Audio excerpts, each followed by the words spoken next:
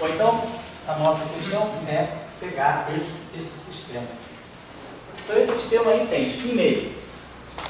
Então, nós devemos escrever, de alguma forma, uma dinâmica para esse spin.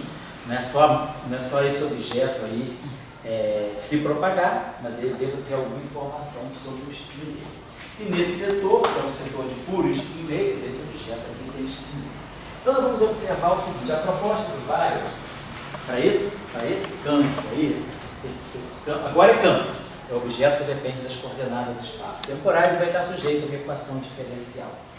Então, a proposta de Weyl foi pensar que esse objeto, tendo spin meio, esse spin pode, de uma forma covariante, estar sempre alinhado com a direção de movimento. Então, a proposta da equação de Weyl parte da seguinte cenário.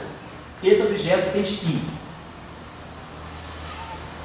O spin meio, a gente já sabe lá, né, na mecânica quântica, né, o operador de spin, o operador, na representação de spin meio, nós temos a unidade H cortada mais o gerador das rotações, que são os spins, né, que é o operador de spin, ele é sigma sobre 2.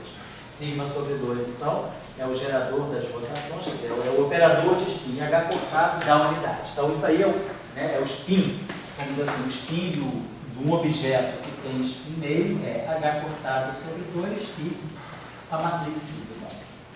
A proposta de Weyl, para tirar uma equação covariante aqui, foi o seguinte: esse objeto tem um spin e esse spin vai estar sempre alinhado e projetado com a direção do movimento da partícula, dando a projeção, que é o valor do spin, H cortado sobre 2.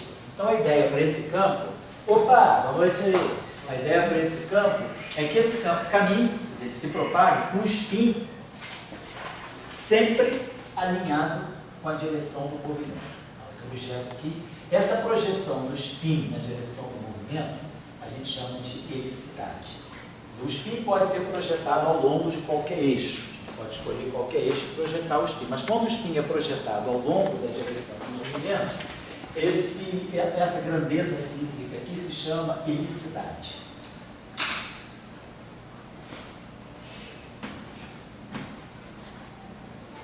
A gente pode representar por H, mas que não é hamiltoniano, é helicidade. Então, a gente está dizendo o seguinte: esse objeto tem helicidade sempre meio. Então, esse objeto está dizendo o seguinte: se ele caminha na direção, ele tem um momento dele aqui, a direção do momento é essa, então nós estamos dizendo que esse objeto está caminhando, essa partícula está caminhando com o spin alinhado com a direção do movimento. Então, essa seria a ideia, né? Escrever que o neutrino é um objeto que tem o seu spin alinhado sempre com a direção do movimento. Oi? Mas para fazer isso ali, se marcou o mesmo experimento, né? Não, naquela época não tinha detectado ainda o neutrino. O neutrino só foi detectado na década de 50. Mas algum coisa. Não, a ideia dele é a seguinte: nós temos que escrever uma equação invariante de Lorentz envolvendo o spin. E que ele pensou o seguinte: esse objeto tem massa zero. Vamos pegar um objeto, a ideia seria, vamos pegar um objeto que tenha massa de repouso zero. A ideia seria, vamos pegar um objeto que tenha massa de repouso zero e spin meio. Como eu posso construir uma equação que seja covariante para esse objeto? E aí, a ideia é, se esse objeto tem massa de repouso zero, porque se esse objeto tem massa de repouso diferente de zero, eu posso ir para o referencial dele. E aí, se eu vou para o referencial dele, eu posso projetar, vou para o referencial de repouso dele, eu projeto o spin ao longo do eixo que eu quiser. Mas se eu tiver um objeto com massa de repouso zero, eu nunca posso ir para o referencial de repouso dele. Ele caminha com a velocidade da luz. Então, a ideia dele foi, se esse objeto tem massa de repouso zero, o spin pode estar sempre alinhado com a direção de movimento, e isso é uma afirmação que é invariante de Lorentz. Por quê? Porque eu nunca vou poder passar na frente da partícula e ver ela caminhando para trás. Porque se a partícula tem massa de repouso não zero, e o spin dela está alinhado com a direção de movimento, isso é uma questão que depende do referencial. Se ela tem massa de repouso não zero, eu posso andar mais rápido do que ela, e do meu referencial eu vejo ela andando para trás. E aí o spin dela pode não mudar, a minha transformação de Lorentz muda a velocidade da partícula, mas não o spin. E aí, esse conceito não é mais invariante de Lorentz. Então a ideia do Pauli, né, quando propôs a equação para o neutrino, Pauli previu a existência do neutrino, quer dizer, diz que deve ter uma partícula de massa de repouso zero, neutra, saindo do decaimento beta nuclear, e aí propôs uma equação que envolvesse o spin, mas que levasse em conta o fato da partícula ter massa de repouso zero. Então a pergunta é, se a partícula tem massa de repouso zero, essa grandeza aqui, ela é um invariante de Lorentz? Vamos ver. Então, a proposta foi a seguinte, dizer que o spin está sempre alinhado com a direção do movimento. E a projeção do spin na direção do movimento é H cortado sobre o vento. Vamos aplicar aqui o princípio vamos aplicar o princípio da correspondência. Então, o spin, na mecânica quântica, uma partícula de spin meio, o spin é H cortado sobre 2 sigma. Esse objeto aqui é o versor da direção do momento, ou seja, se a partícula tem massa de repouso nula, esse chapéu é P sobre E. Eu vou dividir o momento pelo seu módulo. Isso aqui é o versor da direção do movimento. Então, isso aqui é meu spin, isso aqui é o vetor unitário da direção do movimento. Só que se a partícula tem massa de repouso zero, P, o módulo do momento dela, é energia sobre C. Então, isso aqui é um E sobre C. Então, esse C sobe e esse E fica aqui. Então, isso aqui é esse versor, no caso de uma partícula de massa de repouso zero. Que aqui tinha um módulo de P, mas módulo de P é E sobre C, se a massa é zero. E isso aqui igual a H. Então, isso aqui tem H cortado sobre 2.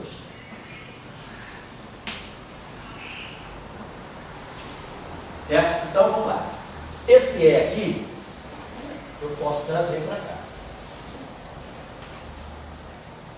Então, eu estou construindo essa grandeza aqui, né? Isso aqui está me dizendo, então, o conteúdo dessa equação é me dizer que o spin projetado na direção do movimento é sempre H cortado sobre 2. Isso aqui é o P chapéu, aparece esse E aqui. E aí agora a gente invoca o princípio da correspondência. O princípio da correspondência me diz que isso aqui vai ser H cortado sobre 2, sigma, escalar. Quem é o momento? O momento é menos I, H cortado, gradiente. Vou botar aqui, vou trazer esse C aqui para dentro. Fica H cortado C, gradiente. Então, do ponto de vista operatorial, esse momento é menos I, H cortado, gradiente. Aqui eu tenho um H cortado sobre 2, e a energia é I, H cortado, DDT, pelo princípio da correspondência. Então, é claro, esse H cortado sobre 2 aqui, pode cortar para esse H cortado sobre 2 aqui, mas vamos deixar esses H cortados aqui. Então, o que nós estamos escrevendo aqui é a seguinte, essa equação está ganhando a seguinte forma: I, H cortado, DDT, mais I, H cortado, C, eu vou dividir por C, vamos botar aqui 1 sobre C DDT. Eu vou dividir, aqui tem isso e esse tempo, vão ficar juntos no mesmo tempo, mas eu vou dividir por C, que vai ficar IH cortado, 1 sobre C DDT, porque você já sabe que 1 sobre C DDT é o D0, é a derivada em relação à coordenada x0. E aí eu trago esse termo aqui para cá, mais sigma escalar e H cortado gradiente. Isso é uma equação diferencial. Então a ideia de propor uma equação de onda, uma equação de campo, é pegar isso e colocar aqui, dizer, o meu espinor psi, que é o espinor que vai, o elétron deve satisfazer a essa equação. Quer dizer, esse objeto aqui está expressando uma relação de helicidade. Ele está expressando que esse objeto caminha com o spin sempre alinhado com a direção de movimento. Pergunta, isso é uma afirmação invariante de Lorentz? Essa era a pergunta do Vale. Então ele propôs essa equação e diz, essa partícula tem massa de repouso zero, que é crucial para botar essa energia aqui. E aí veio para cá, ganhei essa equação aqui. Essa equação aqui, se a gente observar bem, ó, isso aqui é I, H cortado, 1 sobre C ddt é D0, é derivado em relação a x0. Isso aqui é mais sigma I. Agora, IH cortado gradiente é menos o operador de momento. Vou colocar isso aqui é mais I, e sigma I, e H cortado DDI. Si igual a zero. Vamos dizer assim, estou amaciando essa equação, estou trabalhando com ela. Então eu posso imaginar, isso aqui eu tenho uma contração, que eu poderia pensar o seguinte.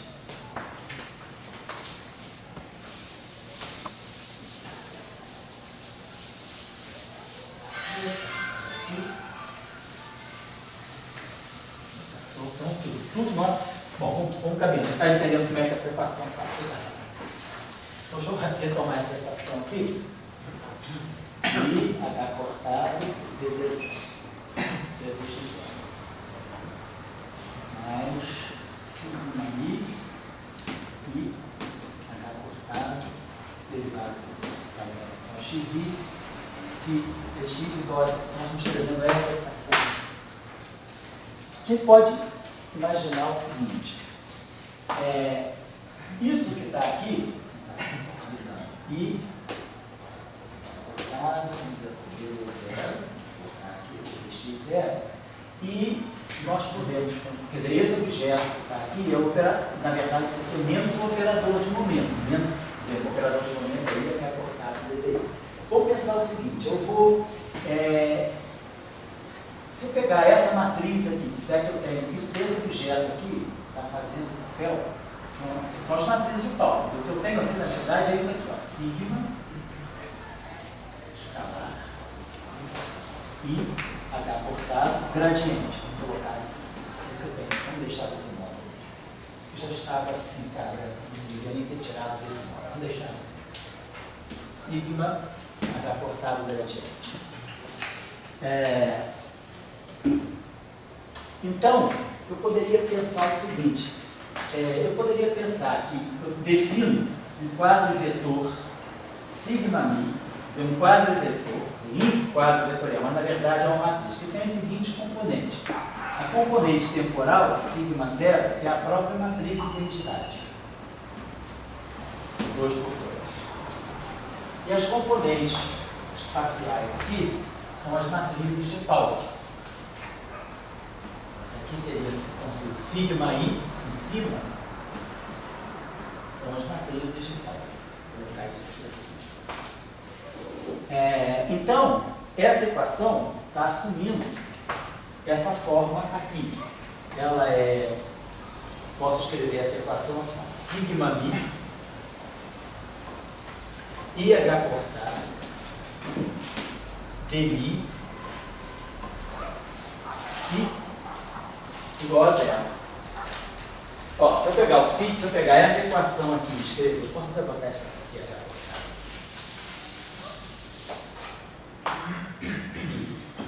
cortado sigma mi dmi igual a zero. Ó, se eu pegar a componente 0, sigma 0, D0, sigma 0 é a matriz de identidade, me dá esse termo aqui. Se eu pegar a componente I, isso aqui está me dando IH cortado, sigma I, DI, Si. Então, essas matrizes de Pauli que estão aqui, são justamente as componentes. Eu defino, estou definindo um vetor contravariante, né? Um vetor não, é uma matriz, mas que tem índice de contravariante de espaço-tempo. Eu tenho 4 matrizes aqui. Tem uma matriz identidade, 2 por 2, e reunir nesse objeto as 3 matrizes de Pauli desse modo. Então, essa equação aqui nada mais é do que isso que está aqui. E isso que está aqui, ó, se a gente olhar, isso aqui é o quadro de momento, né? IH cortado DDI, quer dizer, IH cortado DDI faz o papel do operador de quadro de momento no espaço de Minkowski. Então, isso aqui é uma relação que está me dando sigma mi, PMI, si igual a zero. Então, isso que está aqui está escrito de uma forma completamente lógica e covariante. Então, essa equação, o conteúdo, quer dizer, quando eu escrevo I, eu estou dizendo que psi é um campo que está na representação meio zero do grupo de Lorentz.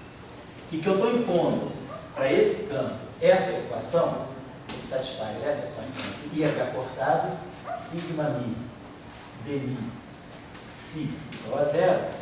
Então, eu estou dizendo que esse campo aqui é o conteúdo dessa equação. No fundo, é dizer que o spin desse objeto está sempre alinhado com a direção de movimento. Quer dizer, foi daqui que tudo saiu. Essa equação conduziu a essa equação diferencial. Quer dizer, essa situação física levou a essa equação diferencial. Então, essa equação diferencial aqui está expressando esse fato, e essa equação deve, então, estar dando como esse campo caminha com o spin. Quer dizer, a relação entre o spin e o momento está aqui. Mas tudo para massa nula aí. Oi? Massa nula, fundamental. Fundamental ter a massa nula, senão eu não poderia ter escrito aquele peixe-chapéu, né?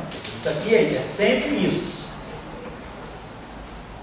Mas, só se a massa for zero, é que eu posso escrever isso aqui como sendo E sobre C. Aí, nesse caso, essa equação ganha sentido. Então, essa é a hipótese de Weyl. Que, segundo, né, a fenomenologia da época, a massa de repouso era zero, então eu deveria estar descrevendo um objeto com spin meio e massa de repouso nula.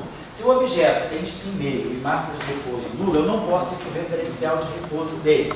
Então, a gente não deve poder projetar as duas componentes do spin. Esse objeto pode escolher na natureza apenas uma direção de spin para se propagar. Então, esse foi o raciocínio intuitivo. E aí ele propôs essa situação, que o spin está sempre alinhado com a direção de movimento.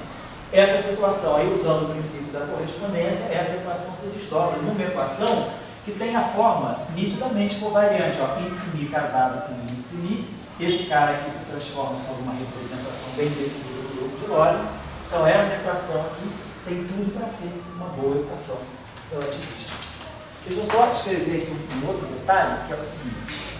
Então, a esse ponto, nós definimos, né, esse objeto aqui, essa matriz sigma mi, que é definida desse modo. A identidade, e aqui esses sigma i's em cima são as matrizes de Pauli. Forma contravariante. Claro, se eu botar um sigma mi embaixo, aqui vai ficar. Se eu tiver esse objeto em forma covariante, então aqui a componente temporal não muda, mas a componente espacial muda. Temos isso aqui. Agora, vamos definir uma outra categoria de matrizes aqui. Matriz que a gente chama de sigma barrado mi. Por que eu vou definir essa matriz? Já vou mostrar. Se a gente definir essa matriz sigma barrado mi, que seja aqui 1 e aqui menos sigma, nós vamos ver que nós temos uma propriedade interessante aqui. Vê que a gente define essa categoria de matrizes aqui. Se a gente pegar essa combinação aqui, sigma mi, sigma barrado mi, mais sigma mi, sigma barrado mi, olha, eu não troquei a ordem das matrizes, eu troquei os índices, eu simetrizei os índices de mi. Mi, mas o sigma está à frente do sigma barrado. Se eu pegar mi igual a mi igual a zero, aí vai ficar clara a utilidade de definir essas matrizes aqui. Se eu pegar mi igual a zero, isso aqui vai ficar identidade vezes identidade mais identidade vezes identidade. Então vai dar duas vezes a matriz identidade. Se eu pegar mi temporal e mi espacial, pegar essa situação, os dois temporais, um temporal e um espacial, ou os dois depois espaciais. Então vai ficar sigma zero, que é a identidade. Sigma barrado ni. Sigma barrado i em cima é menos sigma. E aí sigma ni, que é o sigma i em cima, que é mais sigma. E o sigma barrado mi, que é zero. Isso aqui dá zero. Né? Quando aqui for mi e aqui for i, for zero i, isso aqui vai dar zero. Então essa relação aqui, a gente já vai guardando os resultados. Ela dá duas vezes a identidade, se mi é igual a i é igual a zero. Ela dá zero se eu tiver mi ou se eu tiver mi igual a 0, mi igual a i, ou vice-versa. Um espacial e o outro temporal. Não precisa nem declarar isso porque é simétrico em mi. Então basta colocar assim. Se um for temporal e o outro for espacial, dá 0. E aí agora eu vou pegar os dois espaciais. Se eu pegar i e j. Então se eu pegar aqui i e j. Então isso aqui vai ficar sigma i, que é a matriz, esse sigma i aqui vai ser a matriz de Pauli mesmo. Vai ser, vamos dizer, a matriz de Pauli sigma i. Esse sigma barrado j vai ser menos sigma j.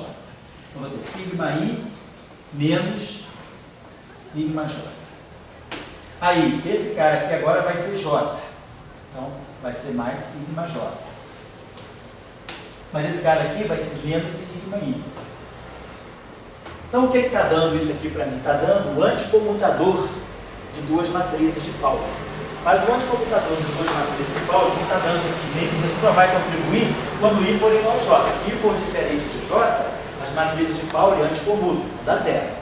Se o i for igual a j, eu vou ter menos 2 vezes a identidade. Então, isso aqui está dando menos 2 vezes a identidade se mi for igual a ni for igual a i. Porque se esses dois i's são espaciais, mas são diferentes, eu posso trocar esse com esse e ganhar um sinal mais aqui, dá 0. Então, essa relação, ela se condensa numa relação covariante. Eu posso escrever essa relação, sigma mi, sigma barrado mi, mais sigma ni, sigma barrado mi. Observe, eu não estou trocando a ordem das matrizes sem barra e com barra. Estou trocando a ordem só dos i's, é sempre sigma na frente. Então, essa relação está dando para nós 2 vezes a matriz identidade, 2 por 2, vezes a métrica do espaço de Minkowski. 0, 0 dá 1 e j dá menos 1. Então, i for igual a j. E se os dois índices forem diferentes, dá sempre 0.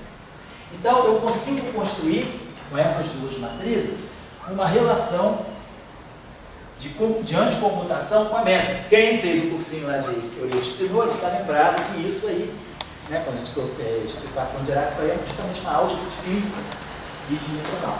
Então, a gente tem alguma coisa aí com essa. Então, deixa eu escrever essas relações aqui, só para isso aqui vai ser importante ao longo da nossa discussão das equações. Então, nós definimos esse objeto aqui, a partir da equação de Pauli.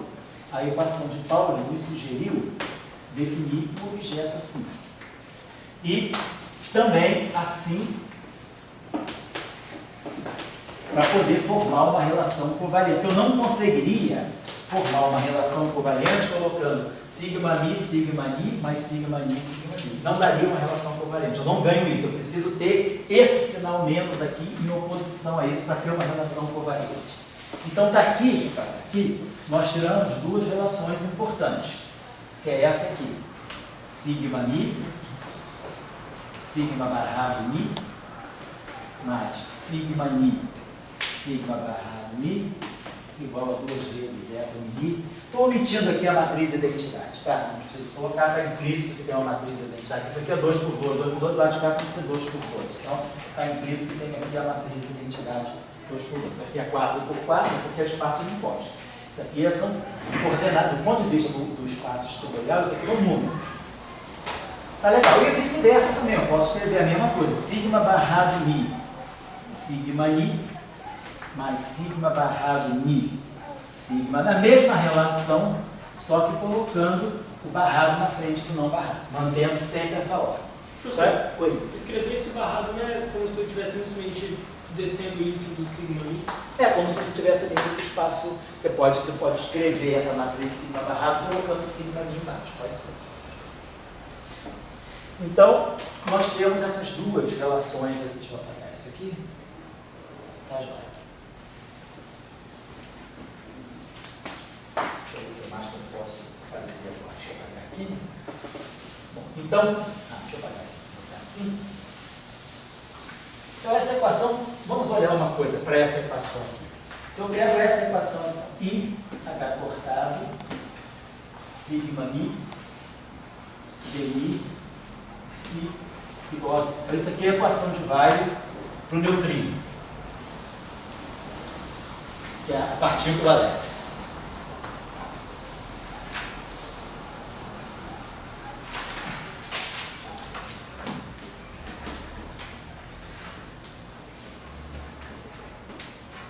No meu 17 left.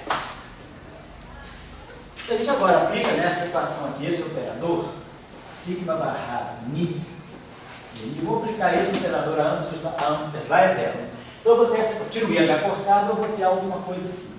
Sigma barrado mi, sigma mi, demi, tanto faz, psi igual a zero. Só que isso aqui é um objeto simétrico, na própria mi. Então, obviamente, eu ganho de identidade se eu escrever isso aqui como sendo meio de sigma barrado mi, sigma mi, mais sigma barrado mi, sigma mi. Estou antes assimetrizando em mi. Então fica mi mais mi. Mantém sempre a ordem. Eu troco mi por mi. Por quê? Porque essa combinação aqui é simétrica na troca de mi. Então, claro, a parte antissimétrica dá zero e a parte simétrica dá isso aí, né? Dá esse anticomutador. Mas esse anticomutador a gente acabou de escrever 2 vezes eta mi.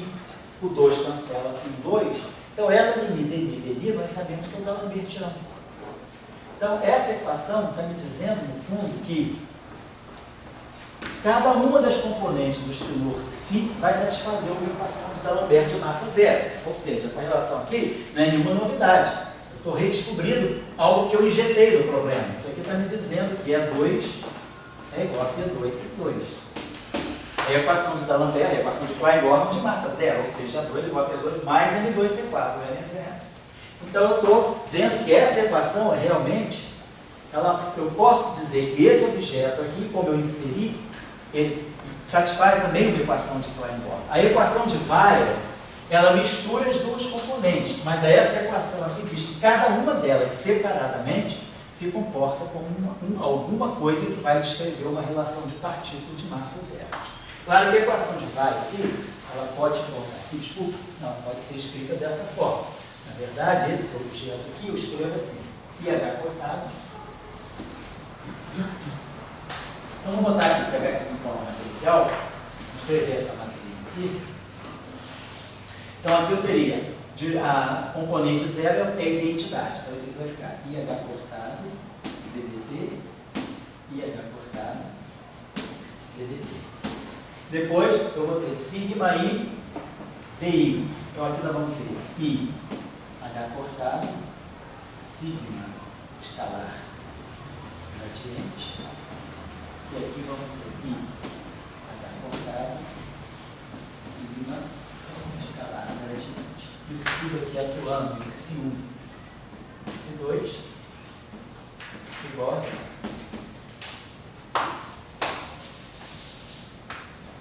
Esse negócio que você escreveu é 4x4, esse matriz. Essa matriz aqui, É que você conclui. peraí, a besteira daqui. Desculpa. Perdão. A matriz aqui é a identidade. Obrigado, tá? Estava errado, sim, completamente errado. Aqui é da cortada DDT. Aqui é da cortada DDT. Perfeito. Agora, eu tenho mais uma coisa aqui. Eu tenho sigma 3DZ. Então, desculpa, então você vai ficar IH cortado. Vou botar esse IH cortado aqui. IH cortado. Aí vamos ter aqui DDT mais DDZ. E aqui DDT menos DDZ. Aqui na verdade é sigma zero, né? D0. Então é 1 sobre C. 1 sobre C, DDT, que é o x0. D0 é 1 sobre C, DDT, 1 sobre... Então a matriz identidade pega o DDT, pega o DDT. A matriz sigma 3, que é a matriz 1, 0, 0, menos 1, pega a derivada em relação a Z. Depois a matriz sigma x, ela vai pegar aqui ddx menos i ddy e aqui ddx mais i ddy. Agora está assim, né? Então a gente teria essas equações aqui. 1 sobre C, DDT, mais DDZ, S1, mais DDX, menos I dy, C2 igual a 0. E a mesma coisa para a equação 2 que eu não vou colocar, não preciso fazer. Mas vocês podem observar aqui, se a gente vai para o espaço dos momentos, tá? Esse objeto aqui, IH, isso 1 sobre C, isso aqui seria E sobre C, e aqui é IH cortado, né? IH cortado de DZ é menos PZ. Foi para o espaço dos momentos. Só para ver essa matriz aqui. IH cortado de DX é menos PX, e menos IH cortado de DY é PY, mais PY. Aqui vai ter dois i's, né? Então aqui é menos I. IH cortado de DX é menos PX, agora menos IH cortado. Menos IH, então vai ficar mais IPY. Aqui embaixo vai ficar IH cortado, vai ficar menos PX, e agora vai ficar menos IPY. E aqui vai ficar E sobre C menos PZ, mais PZ. Então, se a gente tirar o determinante dessa matriz, vai ficar E2C2 menos PZ ao quadrado. E aqui vai ficar menos PX ao quadrado, menos PY ao quadrado. Então, como a partícula está descrevendo massa zero, isso aqui é igual a zero. Esse determinante é zero. Porque a partícula tem massa de repouso nula, é 2 igual a P2C2.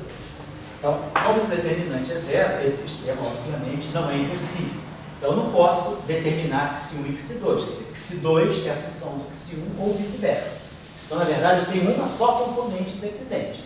Quer dizer, eu posso escrever como esse determinante aqui é zero, eu não consigo, essa é a solução aqui, não vai ter aqui. Essa equação não é solução, não tem solução homogênea. A gente vai ter aqui, por exemplo, né, vamos dizer, se eu pegar essa equação aqui, então isso aqui está me dando que E sobre C, aqui tem o IH cortado, tem sempre o IH cortado. Então, E sobre C menos PZ, XI, e aqui menos PX, menos, vai ficar menos I, vou multiplicar por IH cortado, então vai ficar mais I. PY,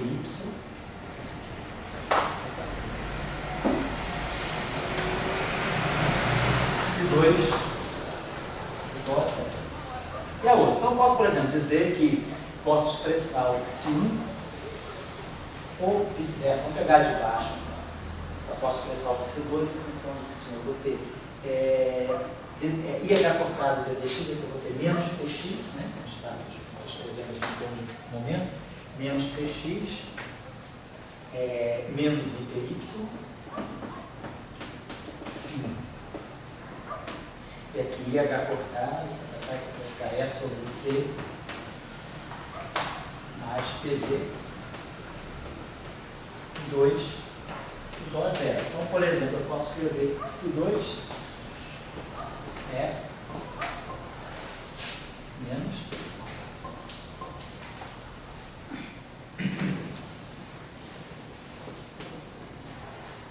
PX mais IPY sobre, vou botar aqui E mais PZ vezes C.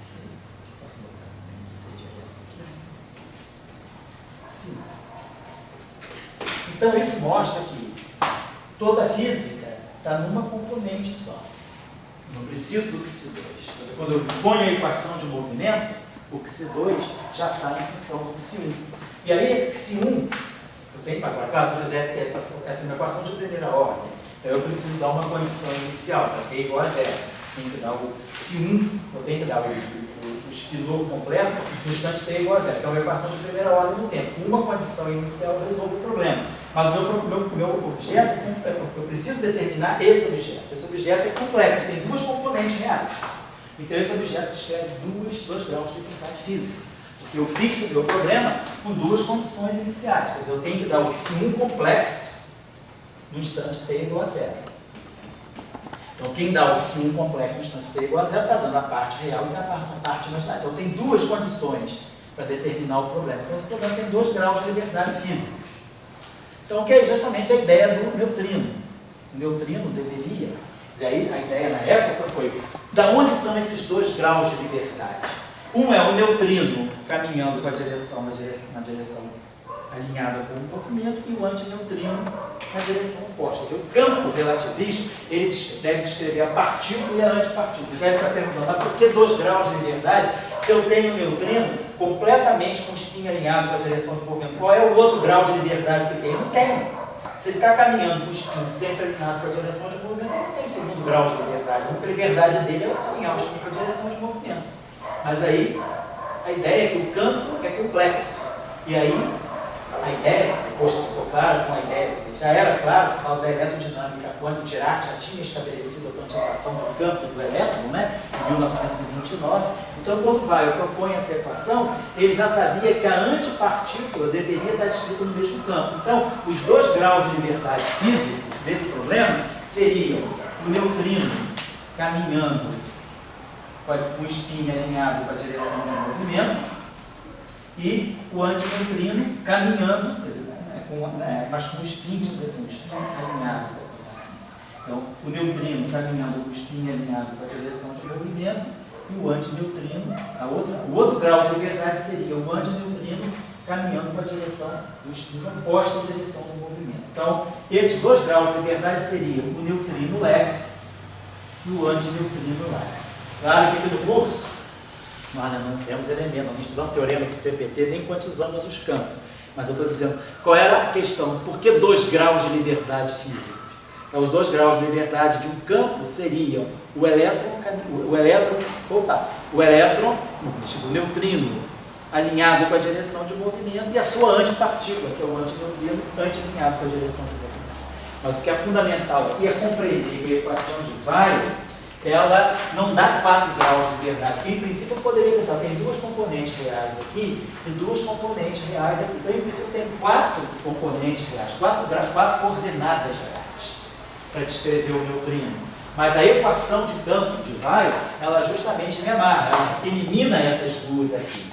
Então, eu só tenho a liberdade total aqui, nessas 2 componentes. Então, o campo de Weyl, ele descreve 2 graus de liberdade física.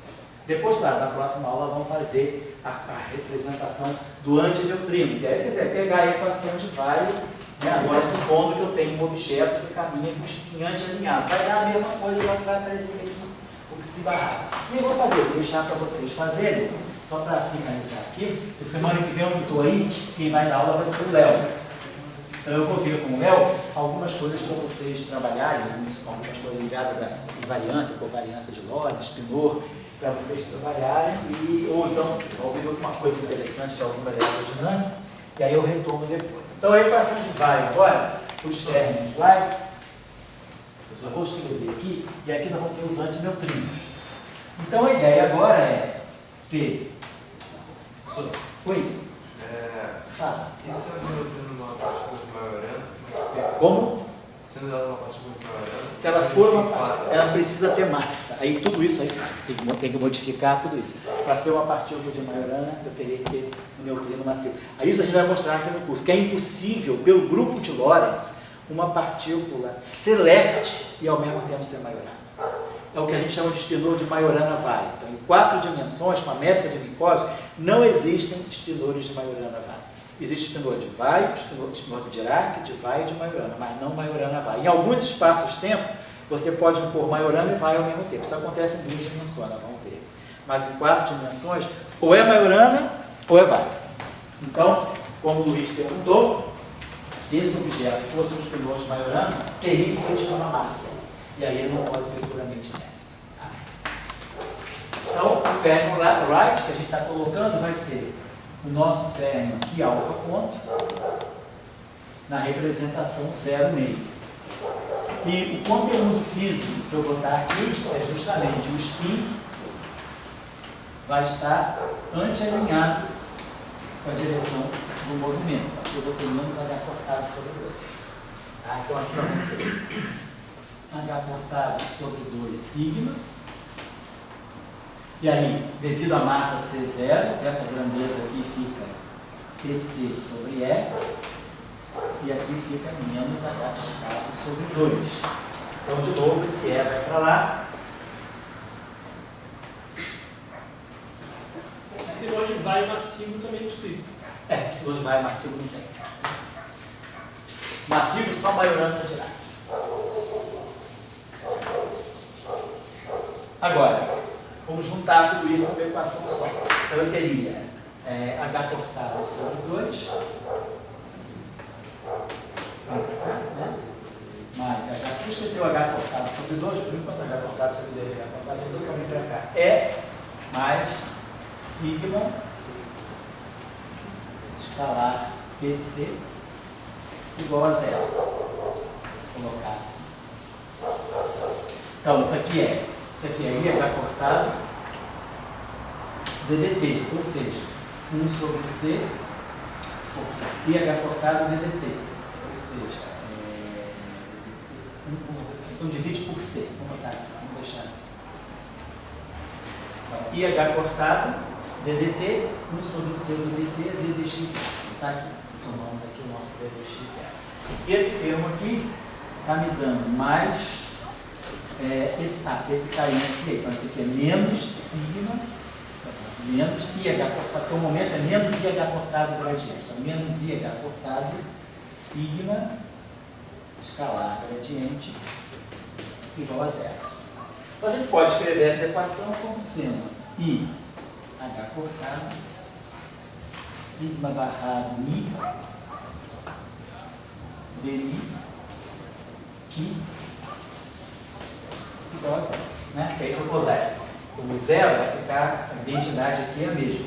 Quando eu colocar aqui o I, isso aqui vai ficar sigma barrado I.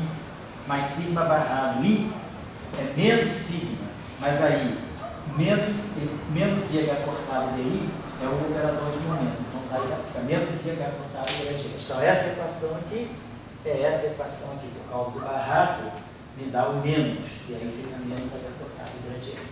Então a equação de vai do antineutrino é só que colocar um barrado. Essa aqui vai do neutrino.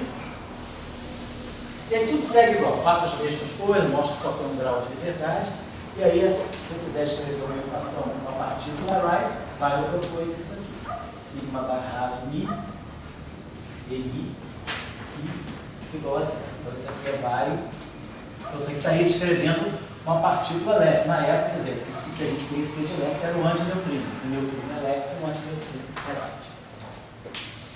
Então são as duas equações de vai, que eu posso reunir numa coisa só. Eu posso criar, então, ter uma formulação única, colocando aqui o psi, que vai ser também uma soma direta. Eu coloco aqui o psi e coloco aqui o qui.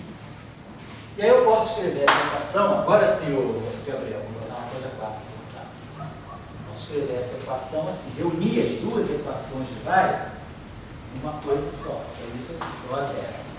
Então, aqui eu vou colocar 0. Então, eu tenho que ganhar a equação aqui do antineutrino. Então, aqui eu vou colocar IH cortado, sigma barrado. Então, posso fazer o seguinte: boto esse IH cortado aqui e boto o DI aqui.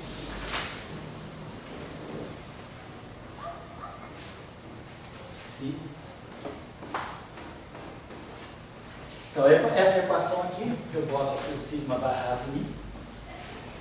Então, daí isso aqui, sigma barrado Mi DI que igual a 0. E aqui eu boto sigma Mi. Sigma Mi igual a 0. Então, dessa forma, eu consigo escrever a equação para o neutrino e para o antineutrino, são as duas equações, né, para o objeto elétrico e para o objeto rádio, de uma forma quadridimensional. Só que precisa acoplar, está lá. Eu tenho algo assim, IH cortado, vamos chamar essa matriz aqui de gama Mi, DI, Psi, igual a 0. Onde essa matriz aqui é dada dessa forma: 0, sigma barrado Mi, sigma Mi, 0. Certo? Vamos fazer só mais um último cálculo aqui. Isso é a base da equação de Dirac. E aí está nascendo a equação de Dirac. A gente já consegue colocar, no fundo eu estou reunindo, quer dizer, no fundo quem está olhando, quem já viu, sabe que isso aqui é a equação de Dirac. Mas não sabendo disso ainda, nós estamos colocando então, reunindo as duas equações de Weyl numa mesma estrutura, só que desacopladas. Não tem nada que me ligue o psi com o que. Eu estou simplesmente organizando algo que dois objetos que não se falam, estão no mesmo lugar, dividindo os mesmos espaços, mas ainda não foram apresentados, foram massa.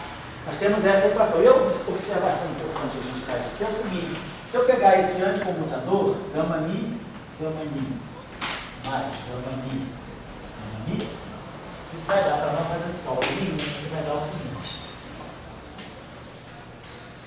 vai ficar gama mi, vai ficar, então isso aqui é 0 sigma barrado mi, quer dizer, eu tenho isso aqui, 0 sigma barrado mi, 0. 0, sigma barrado mi, 0. Deixa eu só trocar mi com mi. Vai ficar sigma barrado mi, mais sigma barrado mi, 0. E aqui vai ficar, esse segundo termo vai ficar sigma barrado mi, mais sigma barrado mi. Mas nós já sabemos que cada um desses termos é 2, mi. Esse é a identidade 2 por 2, 0, identidade 2 por 2. Isso aqui é a identidade 4 por 4. Então, essa relação aqui está me dando isso aqui. E isso aqui, é a álgebra de Clifford das matrizes Gauss. Então, nós já chegamos nas matrizes de Dirac. Essas são as chamadas matrizes gama de Dirac.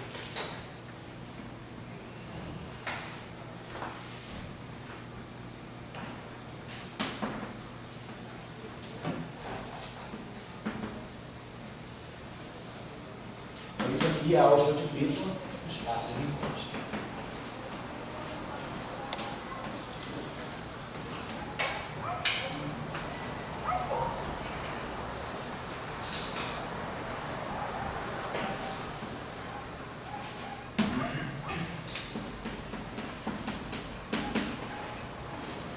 A gente consegue reunir as duas equações de maçã.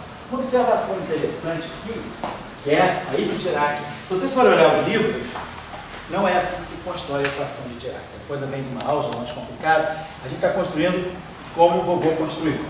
Então, a ideia dele foi a seguinte: pegando esse objeto aqui, se a gente pega essa matriz aqui, esquece a derivada, não importa, pegar só a estrutura algébrica. Se a gente pega uma matriz com essa estrutura, sigma barrado mi, e atua aqui. Aqui tem a representação meio zero, que é o psi. E aqui eu tenho a representação 0,5, que é o π. A atuação desse operador nesse objeto, ela me reverte. Ela faz o seguinte: esse objeto aqui sobe. E esse objeto aqui desce. Então a observação aqui foi a seguinte: se esse objeto...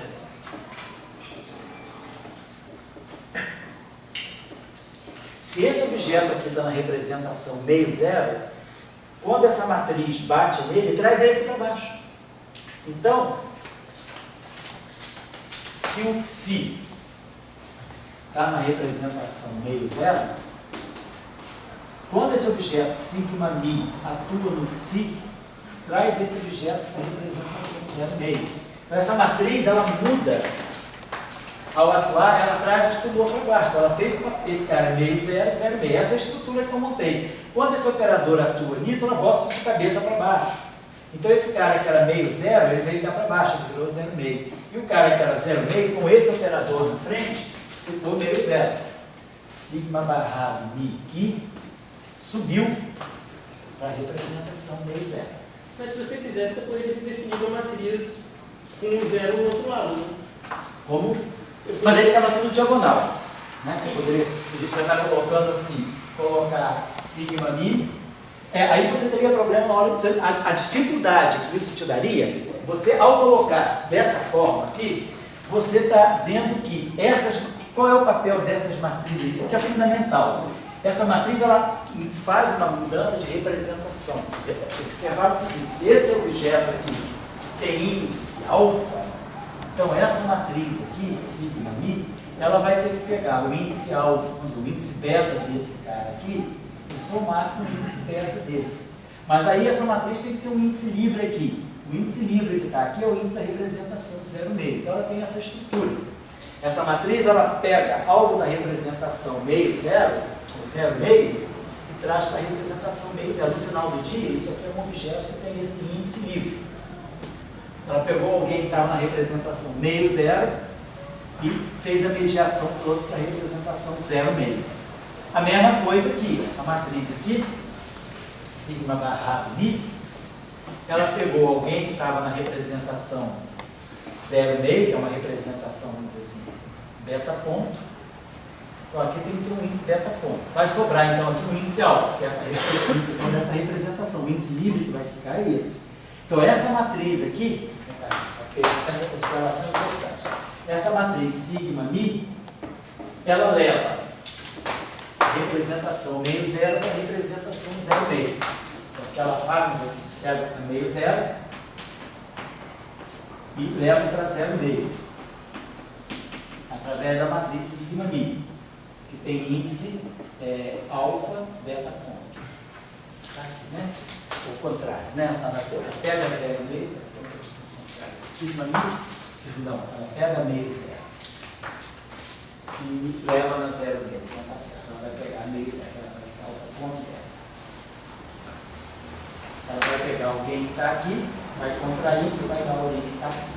E se eu quiser fazer o contrário, 0,5, 0,5 vai em meio zero, está aqui. Essa aqui é 0,5, vai em meio zero através da matriz sigma barra. A matriz sigma barra, ela pega, na verdade, alguma coisa pelo tipo alfa. Então, isso, tá? Agora, deixa eu apagar isso aqui, instantinho. Então, nós tentamos colocar a coisa dessa forma. Se nós colocar, assim, como você está falando, a gente tem o seguinte: sigma mi, poderia ser assim, 0, 0, sigma barrado mi. Sigma barrado mi. Se eu for fazer a álgebra que sai daqui, sigma mi 0, 0, sigma barrado mi, eu vou ficar sigma com sigma, sigma com sigma barrado. Eu não vou conseguir fechar, porque eu não tenho nenhuma relação sigma com sigma. Eu preciso misturar sigma com sigma barrado. Por isso que só pode ser fora da diagonal. Tá certo? E a teoria de grupo está me explicando que esses objetos são objetos que fazem mudança de representação. Então, passando de uma representação do grupo de hora para outra, através desses objetos. E é isso que é fundamental. Que é isso aí que fez com que o vovô lá pensasse: como eu faço para colocar massa? Muito simples. Eu tenho essa equação aqui, equação de Bhatt.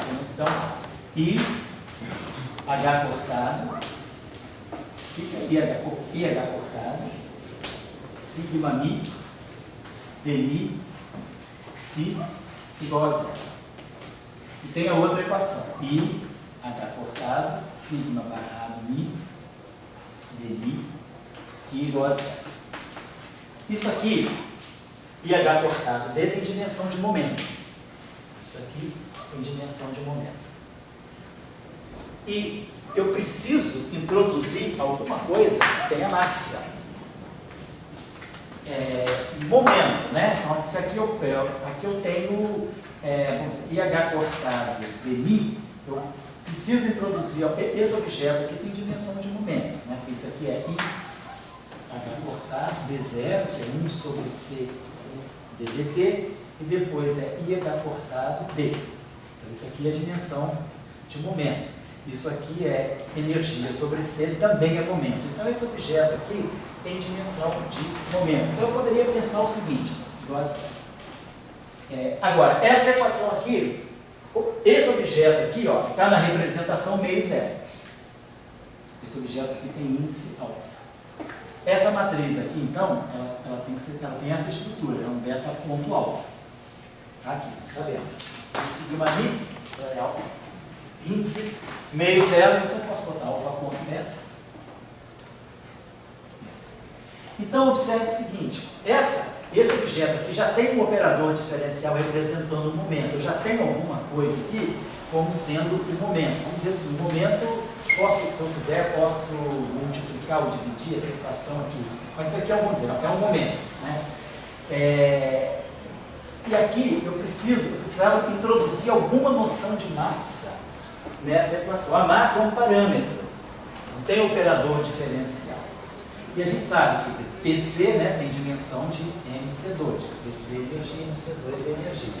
Então eu posso pensar, então se eu tiver um momento aqui, eu vou ter aqui um MC. Então a ideia foi, se isso aqui já tem dimensão de momento, isso aqui é uma dimensão de momento. Isso aqui é um PMI. Tem uma matriz aqui, mas dimensionalmente isso aqui é um momento. E esse objeto aqui está na representação meio zero. Meio zero. Mas esse resultado aqui está na representação 0,5. Então, se eu quiser colocar alguma coisa inhomogênea aqui, que me traga uma ideia de massa, eu posso colocar aqui um parâmetro, sei lá, μ, que tem a dimensão de massa. μc tem dimensão de momento. Já que eu tenho C, então MC tem dimensão de momento. Então, esse objeto aqui está na representação meio zero.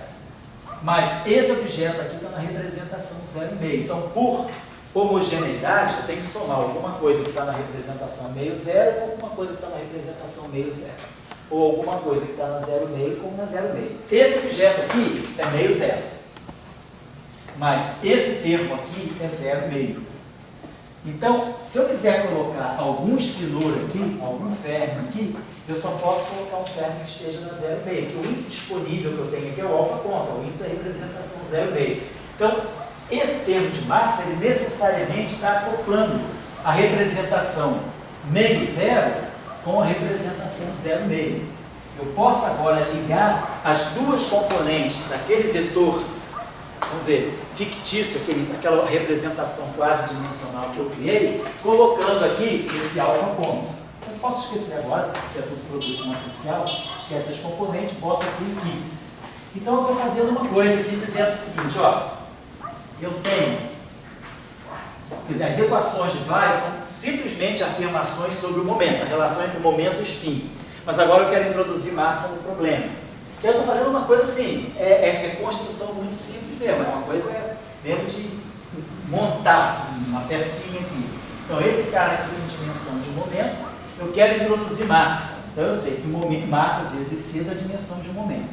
Eu não introduzo operador diferencial nenhum, porque eu quero introduzir um parâmetro, que não estou dizendo que isso aqui é a massa, mas é um parâmetro com dimensão de massa. Só que, pela análise do grupo de Lorentz, isso é meio zero, mas isso é 0,5. Então eu só posso colocar aqui alguém que é 0,5, que é o Ki. E vice-versa aqui. Esse objeto aqui é 0,5. Mas esse objeto sigma barrado aqui, que é meio zero. Então, essa relação aqui, para eu colocar alguma coisa que tenha dimensão de massa nessa equação, eu posso colocar aqui um parâmetro, sei lá, milinha, ou metil, sei lá, vezes C, vezes Psi. Então, eu estou, de uma certa maneira, o que eu estou fazendo agora? Acoplando a relação, a representação meio zero com a representação 0,5 e vice-versa por parâmetros de massa. Então, essa é a construção. Então, a partir da equação de Weyl, eu reúno os dois espinores de Weyl em um objeto só, mas eles não se comunicam. Mas a minha observação, quer dizer, a teoria de grupo me ensinou que se o espinor de Weyl é left, né, quando eu faço o Psi, né, quando eu aplico o Psi-Mi, o sigma-Mi do Psi, esse espinor é left, mas essa combinação é right. Então, se eu quiser jogar alguma coisa nessa equação, tem que ser alguma coisa right. A não ser que ela envolva o sigma-Mi, mas se ela não envolve o sigma-Mi, tem que ser necessariamente alguma coisa right. Então, essa equação e essa equação são duas equações agora acopladas. Deixa eu apagar isso aqui. Então, eu posso escrever essa equação assim. Eu vou só finalizar isso, aí na próxima aula a gente já começa com isso aí, pelo menos encaminhado. Então vamos lá. Então, eu posso escrever essa equação da seguinte maneira, como nós tínhamos escrito: I, H cortado, gama Mi, dmi, Psi. aqui. Mais, isso aqui tinha feito assim. Vou colocar bem aberto para o mesmo número. Então, nós estamos escrevendo a equação com forma 4, 2 por 2, IH cortado, 0, IH cortado, sigma barrado Mi, dmi, IH cortado, sigma Mi, dmi. Isso aqui atuando em si. Isso é a equação de vários acoplados. Esse atuando nesse, esse atuando fora da diagonal, por causa daquela discussão, né, do anticommutador. E aí aqui eu vou colocar mais uma matriz assim. 0, Mi C, Mi tio C, 0. E aí a mesma coisa, aqui atuando em si, aqui. Tem que se ativar, né? A primeira equação fica aí, né? Qui mais Mi C, Qui, né? Tá bom? Esse carinha aqui tem que pegar o Qui. Então esse carinha aqui tem que pegar o Mi tio C, não, Mi tio C. Vou juntar esse cara aqui. Então esse cara tem que estar na diagonal, esse, né? Essa equação do Psi, ela envolve esse carinha aqui. Então essa equação aqui, ela vai vir como a segunda componente daqui. Então ela teria que ser isso mesmo, ela vai ter que pegar o Qui, né? Vai ter que pegar o Qui. Joga isso aqui.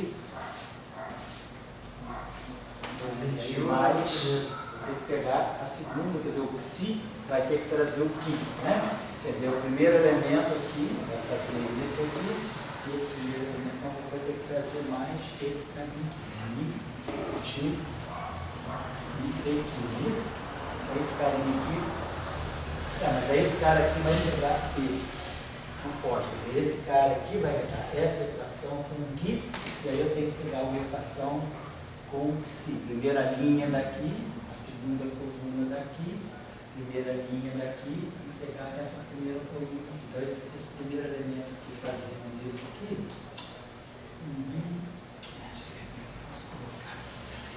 ele pode colocar em forma matricial direta ou talvez não seja. Vou pagar com justiça, talvez nem seja interessante fazer isso. Vamos fazer o seguinte coisa aqui primeiro. Vamos observar o seguinte: acoplamos os dois por esses argumentos que nós temos. Vamos supor, esses parâmetros são parâmetros de massa que eu, por construção, quero que sejam diferentes de zero. Então, vamos fazer o seguinte exercício. Vamos pegar esse Psi daqui e substituir em função do Qui. Ou esse aqui daqui. Depois vamos substituir esse Psi em função do Qui. Ou o Qui, vamos pegar esse aqui em função do Qui. Não quero o Qui para nós. Que para nós aqui é diferente de zero, então vai ser menos IH cortado, sigma Mi, dmi, sobre Mi C. Certo? Pegando isso aqui, dividindo isso aqui por Mi C. Então, meu Qui é menos IH cortado, sigma Mi, dmi, Xi. Agora, vamos jogar isso aqui, esse Qui aqui, vamos jogar na equação de baixo. Aí eu vou jogar uma equação só para Xi, eu vou desacoplar agora. Então eu vou ter IH cortado, sigma barrado Mi, dmi, atuando no Qui, que é menos IH cortado sobre Mi C. Sigma Mi, repetir os índices, né? Dmi Xi. Mais Mi tio C, Xi igual a zero. Fica ótimo isso. Que é o desacoplo das duas equações. Então agora tem uma equação só para Xi. Bom, aí claro, se menos IH cortado vezes esse IH cortado, dá menos H cortado, dá mais H cortado ao quadrado. Vai ter um H cortado ao quadrado. Esse Mi C aqui eu posso botar Mi tio C2. Eu tirei isso aqui do denominador. E agora nós sabemos, esse objeto aqui é simétrico em Mi. Então eu vou pegar simetrizar isso aqui em Mi. Mas simetrizando isso aqui em Mi vai dar duas vezes o eta, né? Vai dar eta Mi da lambertiano. Então você vai ficar H cortado ao quadrado da lambertiano Xi. Então a gente pode escrever essa equação da seguinte maneira: D'Alembertiano mais metil mi C2 sobre H cortado ao quadrado. Si igual a... Então a gente está ganhando uma equação bem típica lá em Gordon. O espaço dos momentos, isso aqui é menos P2, né? Isso aqui fica menos P2 mais metil mi sobre C2, H cortado ao quadrado, Si igual a zero. Então eu tenho algo que está me dando aqui, quer dizer, isso aqui no fundo, se eu olhar essa relação de dispersão, isso aqui está me dizendo que P2 é igual a mi metil C2 sobre H cortado ao quadrado. Então eu posso pegar esses dois objetos aqui e dizer, então eu posso pegar mi igual a metil, isso aqui é um M2, C2 sobre H cortado ao quadrado, que é justamente, né, o inverso, né, quer dizer, o comprimento de onda do cômputo inverso, né, de uma partícula massiva. Então a ideia aqui seria, esses dois parâmetros, eles são independentes, mas na hora de olhar a relação entre energia e momento, eles se juntam. Então eu vou dizer que esse mi metil é um parâmetro M2. Você dizer que os dois são iguais, mas que esse mi metil faz o papel de um parâmetro M2. Então eu posso escolher mi igual a metil, etc., né? Então o metil igual a ambos são iguais para poder realizar essa condição aqui. Dizer que eles são diferentes seria tipo dizer que a antimatéria tem matéria diferente? Não, dizer que eles são diferentes, não importa, porque na relação de energia e momento, o que está aparecendo na relação de energia e momento é um produto. Então, o que é importante para mim é dizer que o produto desses dois parâmetros é um M2. Então, isso que é importante para mim. Se eu pegasse um de um jeito e outro de outro jeito, aí a gente teria o problema da simetria, porque é importante que essas duas equações carreguem o mesmo parâmetro. Mas eu poderia, na hora da relação entre energia e momento, o que é crucial para nós é essa relação. Eu já estou acabando já, então é só para colocar para vocês que ao introduzir, e agora, claro, vocês podem fazer o contrário, vocês podem eliminar o si em função do que, substituindo a equação, vocês vão ver que vai dar a mesmíssima equação, a mesma relação. Então a ideia do Dirac, deixa eu parar aqui, né? Então a ideia foi essa que, tradicionalmente falando depois, né? Claro, não sei porquê, o Dirac introduziu mi igual a metil, mi igual a metil, igual a menos m. Tradicionalmente a equação do Dirac aparece com parâmetro menos m, não aparece com parâmetro m. Então ficou a coisa assim. A gente viu que essa equação pode ser escrita assim: I, H cortado, gama mi dmi, menos, aí eu botei o mi e o metil vão ser iguais a menos mc, psi igual a zero. Aqui ficou o seguinte, então ficou I, H cortado, zero, sigma barrado mi, sigma mi, zero, dmi, né, essa equação aqui, atuando em si, aqui, menos MC, identidade, si, aqui, igual a zero. Essa equação aqui. Então ficou IH cortado, sigma barrado, menos MC, si igual a zero, uma volta para a outra. Depois reproduz aquelas duas equações, tomando mi igual a metil igual a menos M. Essa menos M é só uma questão histórica. Então ficou desse modo aqui. Então essa é a equação de Dirac. Então, a gente construiu, e essa equação é uma equação que é dada por um término que tem as duas componentes. O nosso psi aqui, ó, o nosso psi é psi pi. Então, isso aqui está na representação meio zero mais zero meio. Esse objeto aqui é misto. É uma soma direta das duas representações. E a equação ficou daquela forma, I gama mi dmi menos MC, onde gama ni, anticomputador, é igual a 2 vezes beta mi vezes a identidade 4. Se eu quiser manter a equação de Dirac daquela forma, I, H cortado, gama mi, DMI menos MC psi igual a zero. Então, agora usando essa relação, eu posso aplicar nessa equação que esse operador IH cortado, gama ni, NI mais MC, aplico esse operador aqui. Aí faz isso vezes isso, isso vezes isso, isso vezes isso, isso vezes isso. Os termos cruzados se cancelam, porque um tem sinal mais e o outro tem sinal menos. Sobra o primeiro termo, que a gente já está cansado de saber, gama ni da ueta mini, simetriza, vai já estar lambertiano. Então o primeiro termo vai ficar menos H cortado ao quadrado da lambertiano. Esse termo. E o segundo termo, menos N2C2. Psi igual a zero. Divide por H cortado ao quadrado. E aqui posso multiplicar por menos de camada. Isso aqui é menos P2. Então essa relação de dispersão está me dizendo que P2 é N2C2 sobre H cortado ao quadrado. Né? Aqui é P2, isso, né? Então tá, então isso aqui é o comprimento de onda, né? O inverso é o comprimento de onda de ponto ao quadrado. Então, quando eu substituo essa, quer dizer, na verdade, eu quero deixa eu pagar isso aqui, na verdade, o que a gente tem dessa relação de dispersão é P2 igual a P2C2 mais N2. Né? Quer dizer, o que está aqui, nessa equação aqui, então isso aqui tem dimensão H cortado de é momento, isso aqui é MC, tiramos essa relação de dispersão. Então, a equação de Dirac, naturalmente, está me descrevendo um férmio massivo. A informação que o férmio é massivo vem na equação iterada com ela mesma, vem na equação de segunda ordem, que é o que dá a relação entre energia e momento é 2, T2, C2. Mas a equação de Dirac é de primeira ordem. E, no fundo, o que a equação de Dirac está me dando é uma informação sobre a propagação do spin do elétron. Porque, na verdade, ela é a composição, isso aqui é uma helicidade. I, H cortado, sigma barrado, I atuando aqui, está me dando uma relação de spin com o momento. Só que agora eu introduzi a massa. O bicho aqui está vendo que está sentindo um cheirinho?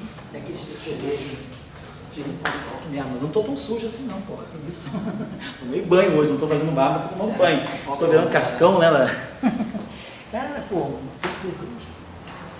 Também não vai ser cheiro de mulher bonita. Chega em casa, toma uma coisa. Se a gente chegar lá, chegar naquele do francês. Andei com percevejo hoje, tá legal então, gente? Tá? A equação então, de Dirac, ela é essa aqui, é uma equação de primeira ordem. Ela é uma informação sobre como o spin do elétron se propaga ao longo vamos dizer, do movimento da partícula. Porém, ela tem uma informação de energia e momento na segunda ordem. Ela quer dizer, na verdade, cada componente separadamente do férmio de Dirac satisfaz a equação de Klein-Bora, mas como um todo, essa é a equação. Então, está apresentada a equação de Dirac para vocês, nessa forma mais simples de derivar. E na próxima aula eu vou ver com o Léo um material para ele trabalhar com vocês aqui no curso. Talvez, se ele quiser, eu possa até avançar um pouquinho, mas eu vou ver. E aí na próxima aula, se Deus quiser, quando a gente retornar no dia 14, né? Dia 12 é feriado, dia 14 é quarta-feira, dia 7 fica com o Léo, dia 14 fica com o Léo. Bom, acho que extrapolei muito tempo, peço perdão, mas pelo menos a gente acabou toda essa, só falta agora montar a equação de Maxwell, tá?